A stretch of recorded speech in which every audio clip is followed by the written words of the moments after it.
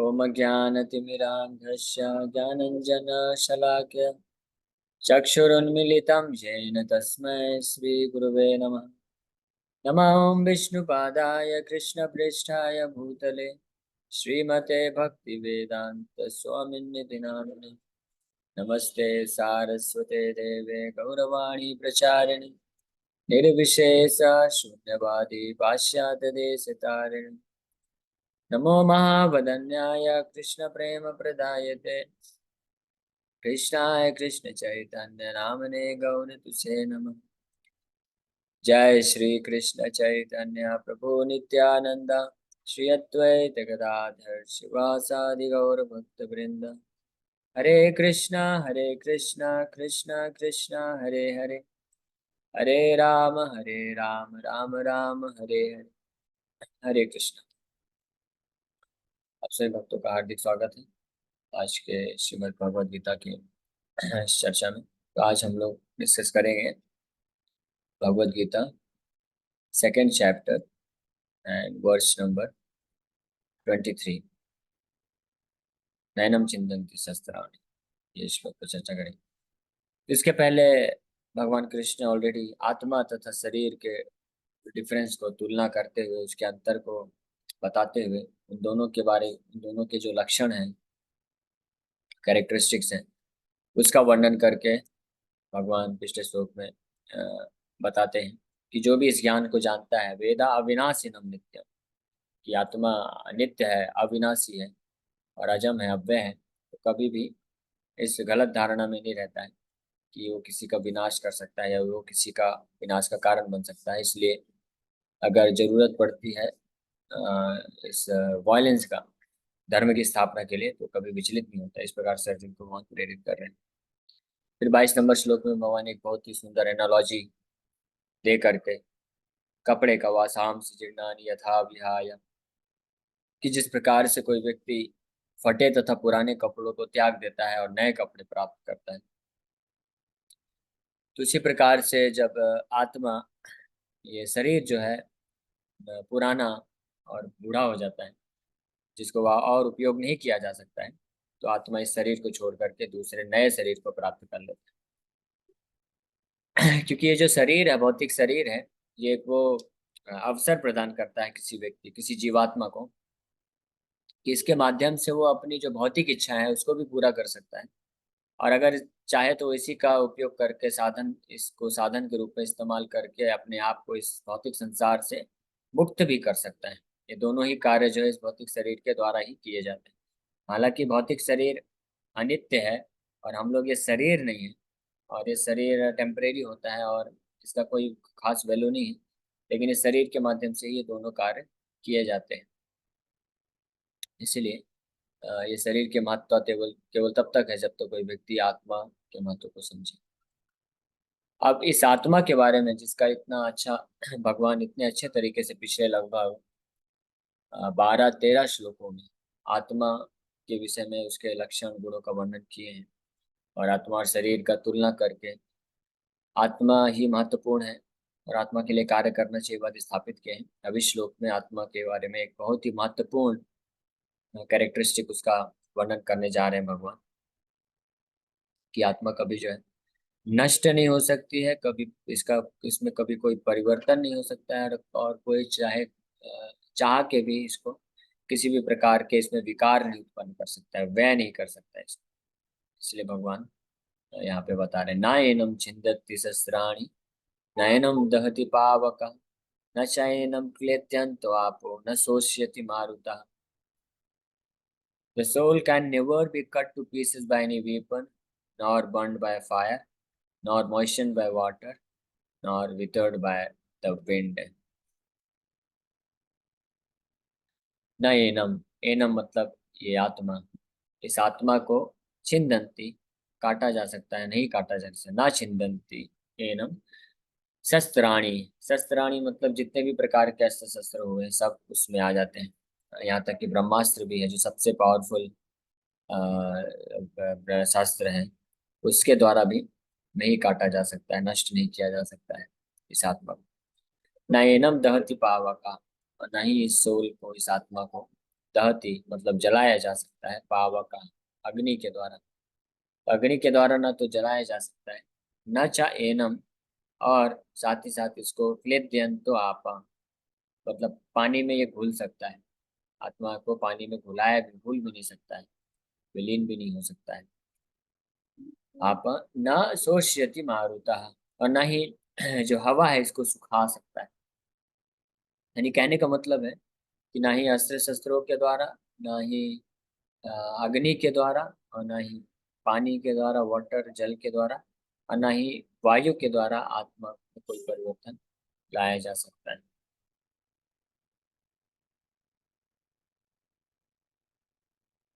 पॉपट में आज बता रहे all kinds of weapons, swords, flame weapons, rain weapons, tornado weapons, etc., are unable to kill the spirit soul. It appears that there were many kinds of weapons made of earth, water, air, ether, etc., in addition to the modern weapons of fire. आज के समय में जो अस्त्र शस्त्र हैं, जो हथियार हैं, वो सब के सब अग्नि पे आधारित, अग्नि से ही बनते हैं, उसमें अग्नि ही ज्यादातर में बारूद ही रहता है। बारूद क्या है, उसके द्वारा अग्नि ही प्रकट होती है और भस्म करती है, ताक बनाती है। और कुछ जो विपन होते हैं, हथियार होते हैं, वो पृथ्वी से अर्थ यानी मेटल्स, जैसे तलवार हो गई, तलवार की धार से काटते हैं। इस प्रकार से पृथ्वी और अग्नि के द्वारा ही आजकल के जो हथियार उपलब्ध हैं। लेकिन वैदिक साइंस, वैदिक विज्ञान, जो मिलिट्री विज्ञान था, मिलिट्री साइंस था, वो इतना एडवांस था, टेक्नोलॉजी उसका इतना, तकनीक इतनी ज़्यादा प्रगति थी उसमें, इतना ज़्यादा एडवांस साइंस था कि उनके पास जल के बने हुए भी हथियार थे, जल से, वायु से बने हुए हथियार भी थे, और ईथर, ईथर मतलब साउंड, साउंड से भी बने हुए हथियार थे, जैसे कि ब्रह्मास्त्र है। आज का जो न्यूक्लियर वेपन है, वो भी जो है इस अग्नि से ही बना हुआ है, अग्नि का ही हथियार है। उसके लिए वो लोग ब्लास्ट करते हैं और अग्नि पर बहुत ही ज़्यादा मात्रा में प्रकट होती है। लेकिन पहले के साइंस में ईथर, साउंड से, शब्द ध्वनि से भी हथियार बनते थे। अब हम जानते हैं ब्रह्मास्त्र किस प्रकार से शब्द ध्वनि रूपी जो हथियार है, उसको एक घास के तिनके पे सवार करके इस पूरे ब्रह्मांड को नष्ट करने का शक्ति रखते थे। तो जो शब्द ध्वनि से बना हुआ हथियार होता है, तो उसको ब्रह्मास्त्र बोलते हैं। इसी प्रकार से वायु से बने हुए हथियार होते थे, पानी से बने हुए हथियार होते थे। तो भगवान यहाँ पे बता रहे हैं कि इस प्रकार से अन्य अलग अलग प्रकारों के जितने भी हथियार हैं, चाहे पृथ्वी से, जल से, वायु से, और ईथर, शब्द ध्वनि से बने हुए, ये सब के सब हथियार जो आत्मा को मार नहीं सकते। Even the nuclear weapons of the modern age are classified as fire weapons. ये भी फायर weapons ही हैं, अग्नि से बने हुए। But formerly there were other weapons made of all different types of material elements. Fire weapons were counteracted by water weapons, which are now unknown to modern science. ये जो अग्नि के हथियार होते हैं, इनको काउंटरैक्ट किया जा सकता था पानी के हथियार से। तभी तो एक तरफ से जो जो बहुत ही अच्छे से इस मिलिट्री साइंस को जानता था, एक्सपर्ट होता था, जैसे अर्जुन भी, तो वो लोग अलग अलग प्रकार के वेपन्स, हथियारों को नष्ट करना भी जानते थे। अगर कोई ब्रह्मास्त्र भी छोड़ दिया, तो उसको पानी के हथियार को छोड़ करके उसको काउंटरैक्ट किया जा सकता था। जैसे कि जब अश्वत्थामा ने ब्रह्मास्त्र छोड़ दिया था, तो पूरा ब्रह्मांड में अग्नि बढ़ती जा रही, बढ़ती जा रही। ऐसा लग रहा था जैसे पूरा ब्रह्मांड जो है भस्म हो जाएगा, इतना भयानक उस ब्रह्मास्त्र का प्रभाव था। तो अर्जुन घबरा गए, लेकिन भगवान कृष्ण को जब पैसिफाई करते हैं, सांत्वना देते हैं, और उनको वापस से कूल डाउन करते हैं, कॉन्फिडेंस देते हैं। अर्जुन के पास ऑलरेडी ज्ञान था कि कैसे इस ब्रह्मास्त्र को काउंटरैक्ट किया जा सकता है, लेकिन उस परिस्थिति में जब इस प्रकार से उसने अश्वत्थामा ने छोड़ दिया, और बहुत ही विशाल रूप लेके तो ब्रह्मास्त्र जो है पूरे ब्रह्मांड में अग्नि को फैलाता जा रहा था, तो उसको देख के, ऐसी परिस्थिति को देख करके अर्जुन घबरा गए थे। अब सोचिए, अर्जुन जैसे महान धनुर्धर भी अगर उस हथियार को देखकर, उसके प्रभाव को देखकर घबरा गए, तो वो हथियार कैसा होगा, कितना भयानक होगा। लेकिन भगवान कृष्ण के शेल्टर, आश्रय में रहने के कारण अर्जुन को कॉन्फिडेंस मिलता है और फिर भगवान उनको बोलते हैं कि आप काउंटरेक्ट कर सकते हो, इसको पानी के जल के हथियार से आप काउंटरेक्ट करो। तो अर्जुन ने मंत्रोच्चारण के द्वारा फिर जल के हथियार से उस ब्रह्मास्त्र को काउंटरेक्ट कर दिया, नष्ट कर दिया, यानी उदासीन बना दिया। लेकिन आज जो भौतिक वैज्ञानिक लोग जो हथियार बनाते हैं उनको ये पॉसिबिलिटी नहीं है। अगर एक बार किसी ने न्यूक्लियर वेपन छोड़ दिया तो उसको काउंटरेक्ट नहीं किया जा सकता है, वो भस्म करेगा ही करेगा। और इतना ही नहीं, उस समय तो भस्म कर ही देता है, साथ में आने वाले कई वर्षों तक ये उसका प्रभाव रहता है। जैसे जापान में जब ये न्यूक्लियर वेपन छोड़ा गया था तो उसके कई दशकों तक वहां पे उसका प्रभाव दिखा, तो उसको काउंटरेक्ट नहीं कर पाए scientist. Nor do modern scientists have knowledge of tornado weapons. Nonetheless, tornado weapons जो है उसके भी हथियार हैं, वायु के हथियार। वायु के हथियारों को प्रभुपाद जी यहाँ पे लिख रहे हैं टॉर्नेडो वेपन्स। और ये भौतिक जो वैज्ञानिक हैं इसके बारे में उनके पास कोई ज्ञान नहीं है टॉर्नेडो वेपन्स। तो बड़ा इंटरेस्टिंग है कि ये टॉर्नेडो वेपन यानी वायु के हथियार, क्योंकि ऊपर मेंशन है शॉट्स पृथ्वी से, फ्लेम वेपन्स फायर्स, अग्नि से, रेन वेपन्स जल से, और ten tornado weapons Gopal ji लिख रहे हैं। तो इसका मतलब ये वायु का या ईथर का हथियार है। तो जो भौतिक वैज्ञानिक इसके बारे में परिकल्पना भी नहीं कर सकते, सोच भी नहीं सकते हैं कि ऐसा भी कोई हथियार हो सकता है जो शब्द ध्वनि से चलता हो या वायु से बना हो, सोच भी नहीं सकते हैं। तो ये इंटरेस्टिंग है कि प्रभुपाद जी कैसे इस वायु के बने हुए हथियार का भी नाम इंग्लिश में दे रहे हैं टॉर्नेडो वेपन्स। इसी तरह एक भागवतम में आता है कि भगवान के दिव्य वैकुंठ धाम में जो मणियां हैं, जूल्स हैं, दिव्य रत्न है, वो सब के सब इस भौतिक संसार में कहीं भी उपलब्ध नहीं है। ब्रह्मलोक से लेकर के पाताल लोक तक वहाँ पे कोई भी ऐसा जो रत्न है उपलब्ध नहीं है, जो भौतिक आध्यात्मिक जगत में भगवान के जो वहाँ पे जो घर हैं, वहाँ पे जो महल होते हैं जिन रत्नों से बने हुए हैं, उन रत्नों का नाम वैदुर्य मणि बोला जाता है। संस्कृत भागवत में श्लोक आता है, वैदुर्य रत्न करके है उसका नाम। लेकिन बहुत ही इंटरेस्टिंगली प्रभुपाद जी इंग्लिश में उसका ट्रांसलेशन लैपुस लजूली करते हैं। हालांकि इस भौतिक संसार में ये उस तरह का रत्न है नहीं। तो प्रभुपाद जी का इंग्लिश की वोकेबुलरी भी बड़ी जबरदस्त है। ऐसे भी हथियार या ऐसी भी चीजें जो केवल आध्यात्मिक जगत में है, जिनका संस्कृत नाम तो है और इंग्लिश नाम कोई सोच भी नहीं सकता है, ये प्रभुपाद जी कहाँ से खोज के उसको लेके आते। Nonetheless, the soul can never be cut into pieces nor annihilated by any number of weapons, regardless of scientific devices. लेकिन फिर भी इस आत्मा को किसी भी प्रकार से काटा नहीं जा सकता है, नष्ट नहीं किया जा सकता है, कैसे भी हथियार का इस्तेमाल कोई ना करे, चाहे तो वो भौतिक वैज्ञानिक लोग करे या वैदिक वैज्ञानिक तरीके से किया जाए, किसी भी तरीके से आत्मा नष्ट नहीं की जा सकती। The Mayavadi can not explain how the individual soul came into existence simply by ignorance and consequently became covered by the illusory energy. Nor was it ever possible to cut the individual souls from the original supreme soul. Rather, the individual souls are eternally separated parts of the supreme soul. यहाँ पे फिर से इस श्लोक के माध्यम से मायावाद सिद्धांत का खंडन किया जा रहा है। प्रभुपाद जी बता रहे हैं कि ये मायावादी लोगों का ये बहुत ही बड़ा भ्रांति है, इल्यूजन है, भ्रम है। वो बोलते तो हैं ब्रह्म जो है सत्य है, इटर्नल है, सनातन है। हाँ, ऐसा तो बात करते हैं हम, लेकिन ऐसा वो बात तो करते हैं कि ब्रह्म सनातन है, लेकिन फिर भी इतना बड़ा इल्यूजन, भ्रांति उनके हृदय में रहती है कि ये जो इंडिविजुअल सोल है यानी व्यक्तिगत आत्मा, जैसे हम लोग जीवात्माएं हैं, अभी हम लोग अलग अलग व्यक्तिगत रूप में अस्तित्व में हैं और हमारा पर्सनैलिटी है, व्यक्ति है हम लोग। तो ये जो व्यक्तिगत आत्मा है ये अभी टेम्परेरली इस भौतिक जगत में हुआ है। ये जो है ओरिजिनल जो पूर्ण ब्रह्म है उसमें से कट के निकल के आता है। जब ब्रह्म जो है, ब्रह्म वस्तु पूरी तरह से सनातन है, तो वो कैसे किसी ब्रह्म से कट के आ सकता है, फिर वापस से जब इस भौतिक संसार से मुक्त होगा तो वापस से जाके उसमें विलीन हो जाएगा।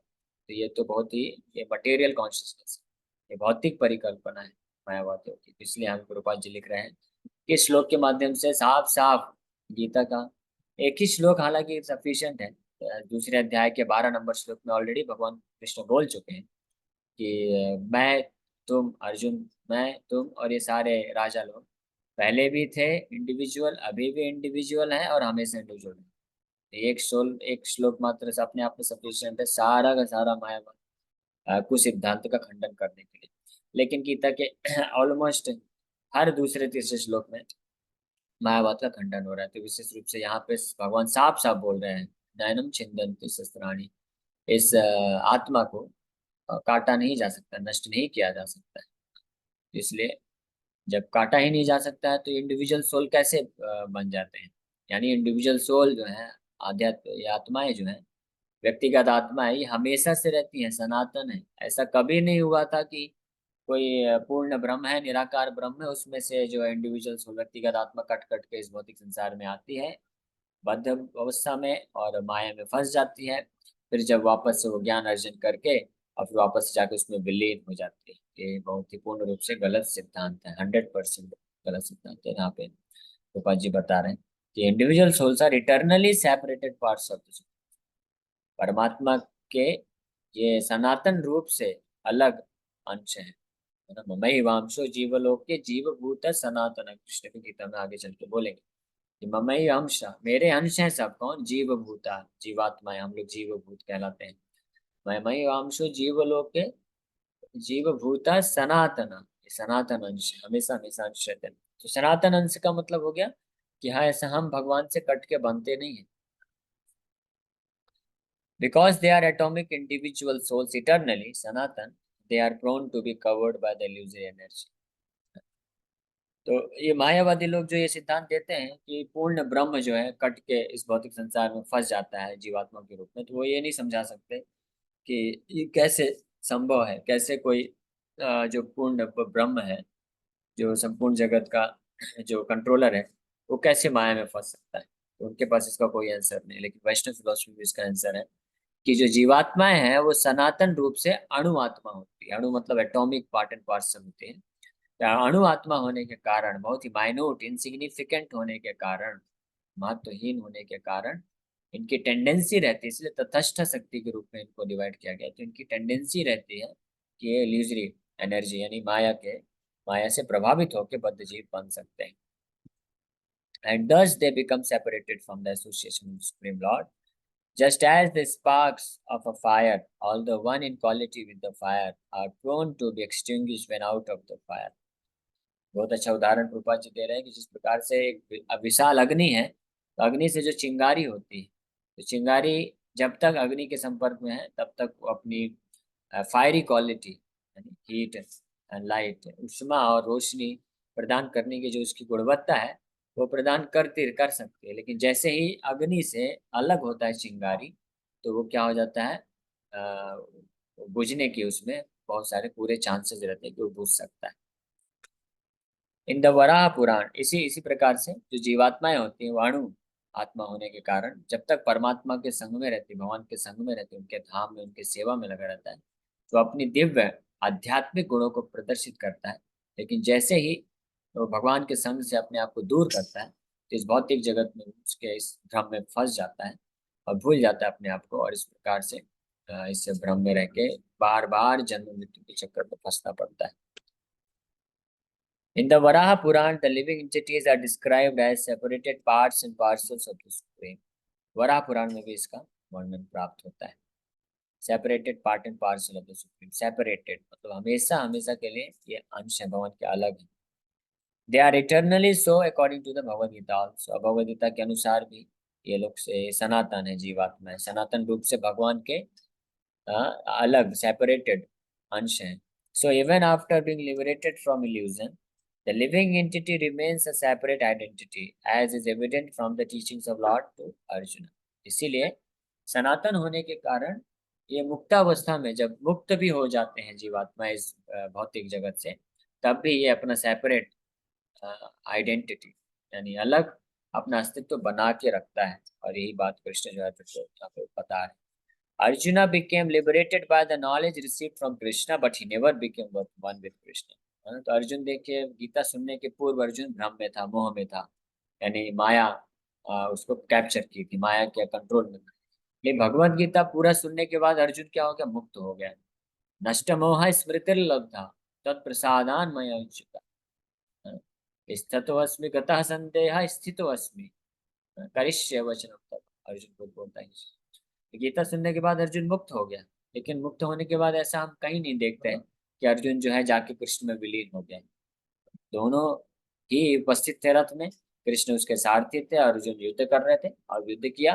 और युद्ध के समाप्त होने के पश्चात भी अर्जुन जो है अलग रहते हैं, कृष्ण अलग आइडेंटिटी बना रहता है। इस प्रकार से ये एक बहुत ही बड़ी भ्रांति है, ये मिस कॉन्सेप्शन है, गलत विचारधारा है, जिसका किसी भी शास्त्र में कहीं भी कोई ऐसा प्रमाण नहीं है कि आत्मा कभी जाके परमात्मा में विलीन हो जाती है। इसीलिए ये कितना बड़ा दुर्भाग्य है और ये बहुत ही आश्चर्य की बात है कि कैसे ये किसी के व्यक्ति के मन में ये गलत धारणा प्राप्त करती है। और सबसे बड़ा दुर्भाग्य, सबसे बड़ा आश्चर्य की बात तो ये है कि संसार के जो लोग हैं कैसे इन व्यक्तियों के द्वारा से सुन करके कि आत्मा परमात्मा में विलीन हो जाती है, और वो बिना अंधाधुंध अंधविश्वास करके विश्वास भी कर लेते हैं, मान भी लेते हैं। ये सबसे बड़ा आश्चर्य। मुझे तो इसके बारे में आज तक समझ में नहीं आया, क्योंकि अगर किसी के पास थोड़ा भी बुद्धि होगा तो विचार करेगा कि शास्त्र में ऐसा कौन सा श्लोक है, कहाँ पे ऐसा लिखा है कि आत्मा जाके परमात्मा में विलीन हो जाता है। अच्छा, एक सबसे बेसिक, सबसे प्रिलिमिनरी स्टडी है भगवत गीता। भगवत गीता ही अगर कोई पढ़ लेगा तो साफ साफ क्लियर कट बताया गया है कि हम लोग सनातन अंश है। सनातन मतलब क्या होता है, एक बच्चा भी जानता है। सनातन मतलब जो हमेशा रहता है, सनातन। ये सिंपल है। तो भगवान बता रहे हैं। हरे कृष्णा। तो ये श्लोक आज कंप्लीट किया है, इस पर क्वेश्चन ले लेते हैं, फिर अगला श्लोक कल करेंगे या तो अगर टाइम मिलेगा उसका कुछ डिस्कस करें। हरे कृष्ण।